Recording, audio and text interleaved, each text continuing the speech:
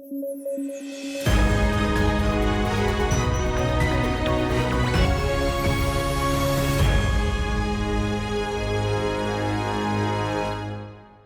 News at 9 programme में आपका स्वागत है। मैं हूं अमृत उपाध्याय। आइए जल्दी से देखें आज की हेडलाइंस। इजराइल का आयरन डोम चर्चा में, हमास हमलों में सामने आई विफलता, 2011 से कर रहा है इजराइल की सुरक्षा। छत्तीसगढ़ में बैगा जनजाति को मिला आवास का अधिकार। भारत में केवल 3 जनजातियों के पास है ये अधिकार। ये जनजातियों के संरक्षण के लिए है बेहद जरूरी। और सुप्रीम कोर्ट में चुनावी बॉन्ड योजना को चुनौती, अपारदर्शिता का लगा आरोप। योजना 2018 में हुई थी लागू।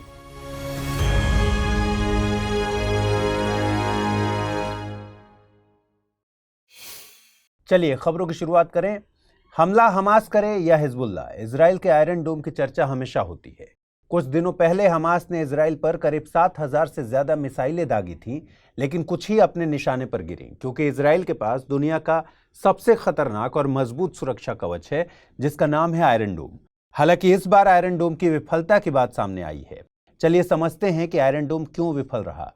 कहा जा रहा है कि इंटेलिजेंस की विफलता के कारण इजराइल को इस बार हमले की खबर थोड़ी देर से लगी, जिसके चलते नुकसान ज्यादा झेलना पड़ा। इस बार हमास ने साल्वो रॉकेट से हमले किए थे। आपको बता दें कि सिर्फ 20 मिनट में 5,000 से ज्यादा रॉकेट से हमले किए गए। हमले कम समय में किए गए थे, इस कारण आयरन डोम प्रणाली इन हमलों को रोक नहीं पाई। चलिए अब बात करते हैं आयरन डोम एयर डिफेंस सिस्टम के बारे में। यह छोटी दूरी का जमीन से हवा में मार करने वाला एयर डिफेंस सिस्टम है। इस सिस्टम में एक रडार होता है और तामिर इंटरसेप्टर मिसाइल शामिल होती हैं। जैसे ही इजराइल पर मिसाइलों या रॉकेटों से हमला होता है, आयरन डोम एक्टिव हो जाता है और मिसाइलों को ट्रैक कर लेता है, फिर उन्हें मार गिराता है। इस सिस्टम को राफेल एडवांस्ड डिफेंस सिस्टम और इजराइल एरोस्पेस इंडस्ट्रीज द्वारा विकसित किया गया है। इसे 2011 में तैनात किया गया था। कंपनी इसकी सक्सेस रेट 90% से अधिक बताती है, मतलब 100 में से 90 मिसाइल को ये मार गिरा सकती है। आप में से अधिकतर एस्पिरेंट्स ये सवाल पूछते हैं कि क्या आयरन डोम परमाणु मिसाइल के हमले को रोक सकता है। आपको बता दें कि आयरन डोम ऐसे हमलों को रोकने के लिए नहीं बनाया गया है। फिर भी अगर मान लें कि ऐसे हमले हो भी जाएं और आयरन डोम की इंटरसेप्टर मिसाइल परमाणु मिसाइल को मारकर गिरा भी दे, तो भी परमाणु हमले से निकला रेडिएशन और आफ्टर शॉक वेव इजराइल को काफी नुकसान पहुंचा सकते हैं। अब आपके मन में सवाल आ रहा होगा कि अगर भारत पर पूर्व या पश्चिम से हमला हो जाए तो भारत के पास सुरक्षा के लिए कौन से एयर डिफेंस सिस्टम हैं। तो आपको घबराने की जरूरत नहीं है। आपको बता दें कि भारत के पास S-400 ट्रायम्फ पृथ्वी एयर डिफेंस और Ashwin advance air defence interceptor missiles हैं, जो दुश्मन को मुंहतोड़ जवाब देने में सक्षम है। हाल ही में छत्तीसगढ़ में बैगा जनजाति को आवास अधिकार मिला है। कुछ ही दिनों पहले कमार जनजाति को राज्य में आवास अधिकार मिला था। आपको बता दें कि ये जनजातियां विशेष रूप से कमजोर जनजातीय समूह यानी PVTG कहलाती हैं। आइए समझते हैं कि ये खबर इतनी महत्वपूर्ण क्यों है। देखिए, जनजातियों का रहन सहन, इनके भोजन के तरीके, इनके पूजा करने के तरीके, इनकी मान्यताएं और प्रथाएं आदिकाल से चली आ रही हैं और ये हम और आप लोगों की संस्कृतियों और तौर तरीकों से एकदम अलग होती हैं। उदाहरण के लिए, ये जनजातियां आज भी जंगल में रहती हैं और अपने भोजन के लिए शिकार करने पर ही निर्भर हैं। हमारे और आपकी तरह ये बाजार से खाना खरीद कर नहीं खाते। इन जनजातियों के लोग आज भी किसी के बीमार पड़ने पर अपने ही समुदाय के ओझा या तांत्रिक से उपचार करवाते हैं। ये आधुनिक दवाइयों की बजाय जड़ी बूटियों पर आधारित इलाज पर ज्यादा भरोसा रखते हैं। ये जनजातियां आधुनिक समाज के पैमाने में आज भी बहुत पिछड़ी हैं और इनका आधुनिक समाज से न के बराबर संपर्क है। अब अगर कोई राज्य ये चाहता है कि इन समुदायों की सांस्कृतिक विरासत या तौर तरीकों का संरक्षण हो, तो उसके लिए सबसे ज्यादा जरूरी है इन समुदायों के रहने की जगह की रक्षा करना। जैसे उदाहरण के लिए देखिए, विकास के नाम पर माइनिंग जैसी गतिविधियों के कारण जनजातियों की जमीन छीन ली जाती थी। अब आवास अधिकार के तहत इन समुदायों से इनके जंगल, इनकी जमीन कोई छीन नहीं सकता। लेकिन हाँ, अगर ये समूह चाहता है कि कोई विकासात्मक गतिविधि इनकी जमीन पर हो, तो इसके लिए ग्राम सभा की सहमति और परामर्श की आवश्यकता होगी। आप ये मत समझिएगा कि आवास का अधिकार केवल इनके घर तक ही सीमित है। यह अधिकार बहुत ब्रॉड है और इसके तहत इनका घर, जंगल, पेड़ सहित एक पूरा जनजातीय इकोसिस्टम कवर होगा। तो आपको ये समझ आ गया होगा कि जब कोई राज्य ये कहता है कि हम इन जनजातियों को आवास जैसा अधिकार देंगे, तो यह एक प्रकार से राज्य द्वारा इनकी सांस्कृतिक विरासत सहित उन सभी तौर तरीकों की रक्षा करने का प्रयास है जो इन समुदाय में पीढ़ियों से चले आ रहे हैं। अब यह भी समझिए कि कोई भी अधिकार तभी मायने रखता है जब वो किसी कानून के तहत दिए जाएं। ये आवास अधिकार भी 2006 के वन अधिकार अधिनियम के तहत दिए गए हैं। हमने खबर की शुरुआत में पीवीटीजी टर्म का यूज किया था, इसको भी समझ लेते हैं। जनजातीय मामलों के मंत्रालय के अनुसार ऐसे जनजातीय समुदाय जो तकनीकी रूप से पिछड़े हैं, जिनकी जनसंख्या वृद्धि स्थिर या गिर रही है, जिनकी साक्षरता का स्तर बहुत कम है और अर्थव्यवस्था का निर्वाह स्तर अत्यंत निम्न है, उन जनजातियों को पीवीटीजी के रूप में घोषित किया गया है। भारत में 18 राज्यों और एक केंद्र शासित प्रदेश में 75 पीवीटीजी समुदाय पहचाने गए हैं। आपको जानकर हैरानी होगी कि इन 75 पीवीटीजी में से केवल 3 समुदायों को ही आवास अधिकार मिले हैं। ये हैं मध्य प्रदेश की भारिया, छत्तीसगढ़ की कमार और बैगा जनजाति। आगे बढ़ें उससे पहले आप सबके लिए जरूरी सूचना, study IQ IAS Hindi team 2024 के लिए P2I यानी प्रीलिम्स टू इंटरव्यू का नया फाउंडेशन कोर्स लेकर आई है। बैच की शुरुआत 10 अक्टूबर 2023 को शाम को 6 बजे हो चुकी है, लेकिन इसमें एडमिशन की अंतिम तारीख 15 अक्टूबर है। यह बैच हिंदी के अलावा इंग्लिश और इंग्लिश तीनों ही भाषाओं में एक ही समय पर शुरू किया गया है।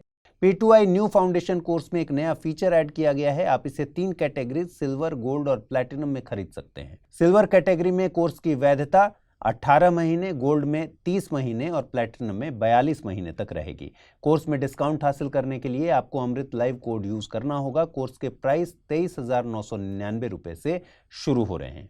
कोर्स की सबसे बड़ी खासियत यह है कि प्रीलिम्स क्लियर करने वाले स्टूडेंट्स के लिए स्टडी IQ की तरफ से निःशुल्क आवासीय सुविधा उपलब्ध कराई जाएगी। इस दौरान आपके मेंस की पूरी तैयारी भी कराई जाएगी। साथ ही इंटरव्यू में डेफ का 1-to-1 एनालिसिस किया जाएगा। कोर्स के संबंध में ज्यादा जानकारी के लिए डिस्क्रिप्शन बॉक्स में दिए गए लिंक पर क्लिक कर सकते हैं। सुप्रीम कोर्ट ने हाल ही में कहा है कि वो चुनावी बॉन्ड योजना को चुनौती देने वाली याचिकाओं पर सुनवाई करेगा। हालांकि सुप्रीम कोर्ट ने कहा कि वो इस योजना को चुनौती देने वाले 2 गैर सरकारी संगठनों कॉमन कॉज और एसोसिएशन फॉर डेमोक्रेटिक रिफॉर्म्स द्वारा दायर याचिकाओं पर ही सुनवाई करेगी। चलिए समझते हैं कि चुनावी बॉन्ड वास्तव में क्या है और उन्हें वह कानूनी चुनौती का सामना क्यों करना पड़ रहा है। सबसे पहले बात करते हैं चुनावी बॉन्ड योजना की। चुनावी बॉन्ड योजना की घोषणा 2017 के केंद्रीय बजट में की गई थी और इसे 2018 में लागू किया गया। चुनावी बॉन्ड पार्टियों के लिए एक डेट इंस्ट्रूमेंट है। सीधे शब्दों में कहें तो कोई भी व्यक्ति या कंपनी चुनावी बॉन्ड के जरिए राजनीतिक पार्टियों को चंदा दे सकती है। आपको बता दें कि चुनावी बॉन्ड 1,000 रुपए से 10,000 रुपए, 1 लाख रुपए, 10 लाख रुपए और 1 करोड़ रुपए तक के मल्टीपल्स में बेचे जाते हैं। इनको बेचने का अधिकार केवल भारतीय स्टेट बैंक की अधिकृत शाखाओं को है। इस योजना की खास बात यह है कि कोई भी व्यक्ति या कंपनी कितने बॉन्ड खरीद सकती है, इसकी कोई लिमिट नहीं है। यदि किसी पार्टी ने 15 दिनों के भीतर कोई बॉन्ड नहीं भुनाया तो SBI इसे प्रधानमंत्री राहत कोष में जमा कर देता है। देखिए, भारत में इलेक्शन सबसे महत्वपूर्ण लेकिन एक महंगी प्रक्रिया है। चुनावों में राजनीतिक दल सत्ता पाने के लिए असीमित धन खर्च करते हैं। यह धन कहां से आता है और कौन देता है, इस बात की जानकारी नहीं लग पाती। आपने हाल ही में खबरों में सुना होगा कि पंजाब में एक राजनीतिक पार्टी को खालिस्तानी समूह द्वारा फंडिंग की गई थी। चुनावी बॉन्ड योजना लाने का मकसद ही यही था कि इससे देश के राजनीतिक दलों की फंडिंग प्रक्रिया पारदर्शी बन जाए। आपको बता दें कि राजनीतिक दलों को अपनी अधिकांश फंडिंग नकद और गुमनाम दान के माध्यम से प्राप्त होती है और आपको पता ही है कि नकद चंदे की ट्रेसिंग नहीं की जा सकती। अब समझते हैं कि इस योजना में क्या समस्याएं आई और इस योजना को कानूनी चुनौती का सामना क्यों करना पड़ रहा है। दरअसल चुनौती देने वाले संगठनों ने यह कहा कि यह योजना एक अस्पष्ट फंडिंग प्रणाली है। इसके साथ ही यह किसी भी प्राधिकरण के कंट्रोल में नहीं है। इसके अलावा चुनावी बॉन्ड योजना में एक कंपनी किसी राजनीतिक दल को कितना दान दे सकती है, इसका कोई लिमिट नहीं है। तो ये जाहिर सी बात है कि असीमित फंडिंग का अनुचित लाभ किसी कॉरपोरेट संस्था को मिल सकता है। आलोचना में यह भी कहा जा रहा है कि चूंकि ऐसे बॉन्ड सरकारी स्वामित्व वाले बैंक के माध्यम से बेचे जाते हैं, इसलिए सरकार यह जान सकती है कि उसके विरोधियों की कौन फंडिंग कर रहा है। यह तरीका सत्ता में बैठी पार्टी को अनुचित लाभ दे सकता है। भारत के अंतरिक्ष क्षेत्र से बड़ी खबर सामने आई है। दरअसल भारतीय अंतरिक्ष अनुसंधान संगठन यानी इसरो 21 अक्टूबर को गगनयान मिशन की पहली परीक्षण उड़ान को अंजाम देगा। ये खबर इसलिए महत्वपूर्ण है क्योंकि एक तो गगनयान मिशन अंतरिक्ष इंडस्ट्री में भारत की साख बढ़ाएगा, दूसरा यह भविष्य के स्पेस टूरिज्म में भारत की तैयारी को भी दिखाएगा। आपको बता दें कि गगनयान मिशन बेहद खास मिशन है क्योंकि यह बाह्य अंतरिक्ष यानी आउटर स्पेस में भारत का पहला मानव युक्त मिशन है। फिलहाल इस परीक्षण उड़ान का मकसद क्रू मॉड्यूल का परीक्षण करना है। क्रू मॉड्यूल यान का वो हिस्सा होता है जहां अंतरिक्ष यात्रियों को रखा जाता है। यह परीक्षण श्रीहरिकोटा के सतीश धवन अंतरिक्ष केंद्र में आयोजित किया जाएगा। इस परीक्षण में क्रू मॉड्यूल को बाहरी अंतरिक्ष में भेजना, उसे पृथ्वी पर वापस लाना और बंगाल की खाड़ी में उतरने के बाद उसे पुनः प्राप्त करना शामिल है। इसमें क्रू मॉड्यूल के साथ साथ क्रू एस्केप सिस्टम भी होगा। मान लीजिए कि अंतरिक्ष में जाते समय अगर गगनयान में कोई फॉल्ट आ जाता है तो इस एस्केप सिस्टम से सभी अंतरिक्ष यात्रियों को सुरक्षित तरीके से पृथ्वी पर वापस लाया जा सकता है। भविष्य में स्पेस टूरिज्म एक बहुत ही आकर्षक क्षेत्र के तौर पर उभर सकता है और इस क्षेत्र का इकोनॉमी में बड़ा योगदान हो सकता है।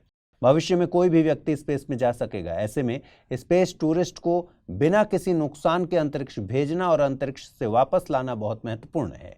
अंतरिक्ष यात्रियों की सुरक्षा का सारा जिम्मा क्रू मॉड्यूल के साथ साथ क्रू एस्केप सिस्टम पर ही रहता है। गौरतलब है कि virgin galactic, SpaceX, blue moon, Orion span और बोइंग स्पेस टूरिज्म की प्रमुख कंपनियां हैं जो मानवों को अंतरिक्ष में ले जाएंगी।